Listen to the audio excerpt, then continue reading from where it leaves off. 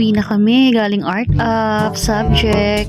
Ayun na ang mga accountancy 202. May mga nakalagay pa sa ulo nila ng mga bibe. Kaway-kaway niyo yung mga bibe nyo guys. Pakit ang lola nyo dyan. Isa pa to. Okay, bye!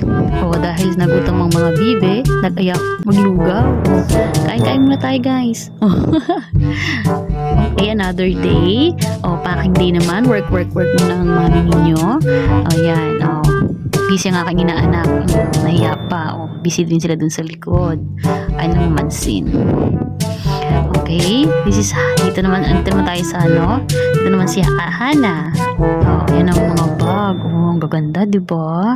Ito naman kanyang kapatid na si Hazel, ang aking mga ka-workmates. Ito naman si Pulo, yung nag-iisa naming lalaki. Ito naman si Marlene. Diba? Ang ganda. Ang ganda nila. Dahil natapos kami ng maaga. Yan. Nagkakantahan muna sila. Tara, kain muna tayo guys. Busy sila sa kantahan Kain muna. Kung binigyan ng flowers ng kanya sawa, ang advance ng Valentine's Day, kilig ang lola. Ayan. Busy na naman ang lola ninyo. Nag-aral-aralan na naman. Kaya pa ba, Mi? Kaya bang ginagawa mo? Nasolve mo ba na maayos yan? Sige, kayanin mo para sa anak. Go, go, go. Mommy power. Another day na naman. It's a Valentine's Day. Happy Valentine's Day, guys. Pakit naman ng isang to. Habang isa nagpapakit, may kumakain pa sa likod. Grabe naman yan.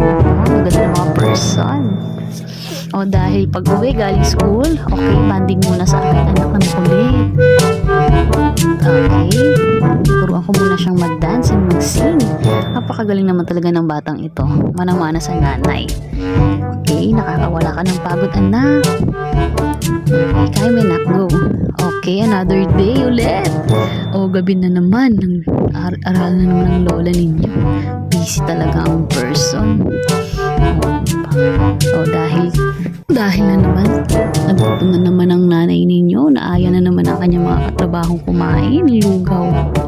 Hindi naman siguro halata, no? Mahilig sa lugaw ang lola ninyo. Ano bang ginagawa namin dyan? Kwentuhan lang siguro kami kasi uwi na sila sa probinsya nila kaya last day nila ngayon. Ang nakakalungkot man, pero ganun talaga. Kailangan mag-iwahiwalay para mag-grow ang bawat isa. Ingat-ingat na lang aking mga friendly. Another day na naman. Kami na lang.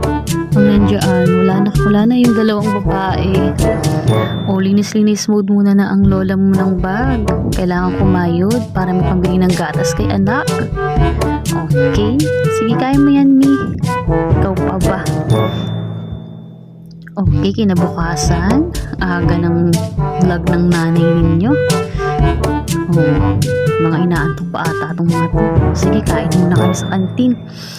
Chika-chika muna habang nagkakain. Sige lang, lamon pa. Kailangan mo yan. Go.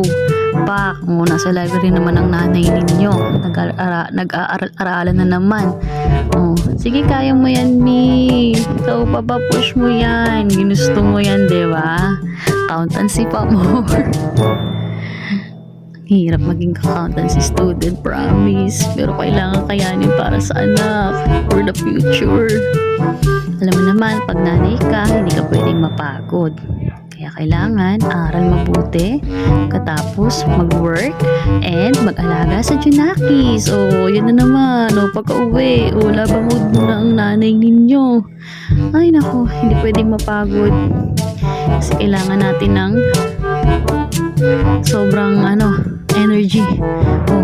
Ito na naman pagkatapos maglaba. Nilinisan mo ang anak mo. Okay, Diyos ko po. Pero kailangan natin tiisin lahat para sa ating baby girl. Okay. Naku, mahal na mahal kita, anak, para sa lahat ng ginagawa kong ito.